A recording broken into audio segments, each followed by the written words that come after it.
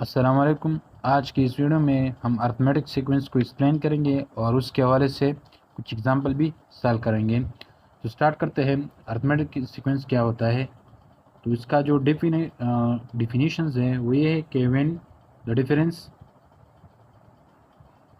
Difference between between two successive या successive term terms of a sequence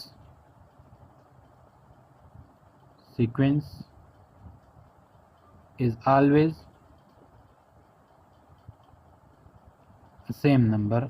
इसका मतलब क्या है कि अगर हमारे पास कोई सीक्वेंस है और उसमें जो सक्सेसिव टर्म्स है जिसको हम एक के बाद दूसरे आने वाले टर्म जो वो हमारे पास सक्सेसिव टर्म होता है, उसमें जो डिफरेंस हो वो डिफरेंस हमेशा हमारे पास क्या हो, वो सेम नंबर हो।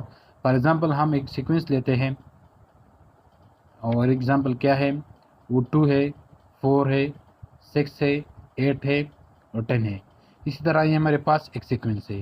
तो ये दो हमारे पास ये सक्सेसिव टर्म है, ये दो सक्सेसिव टर्म है, ये दो सक्सेसिव टर्म है। तो इसमें जो डिफरेंस हो हमेशा क्या होना चाहिए, यानी 4 माइनस 2 ये 2 के बराबर है। इसी तरह 6 माइनस 4 ये भी 2 के बराबर है। इसी तरह 8 माइनस 6 ये भी 2 के बराबर है। इन दोनों सक्सेसिव टर्म में जो डिफरेंस है हमारे पास वो हमेशा के लिए क्या है, वो सेम होना चाहिए। ये भी 2 है, ये भी 2 है, ये भी 2 है।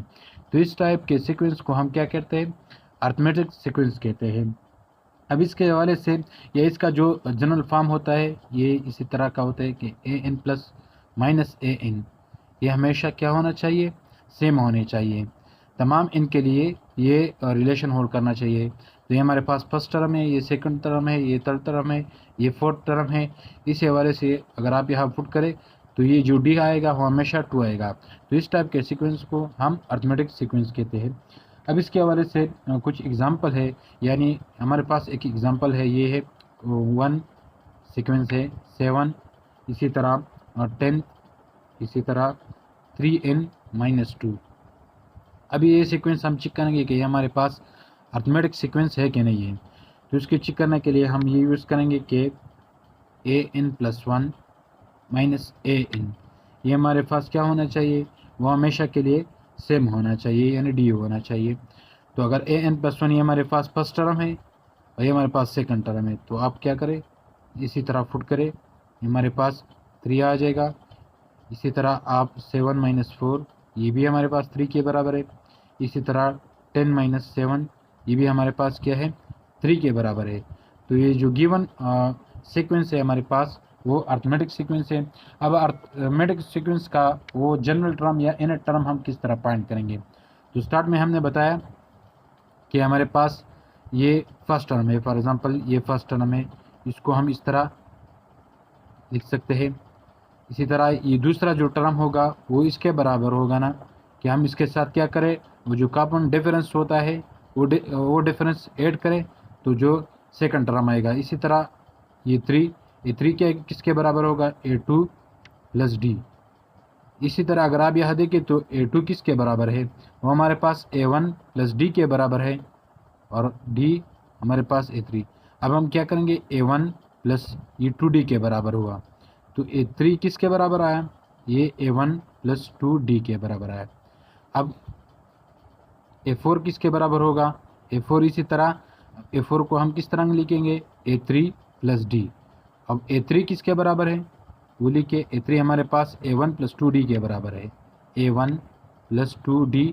और इसी तरह ये डी हमारे पास आएगा।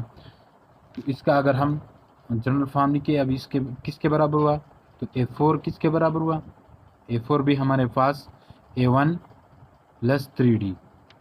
तो अगर आप यहाँ गौर करें तो ये हमारे पास 4 है और ये हमारे पास 3 है, यानी a5 के लिए किसके बराबर होगा, a1 प्लस 4d।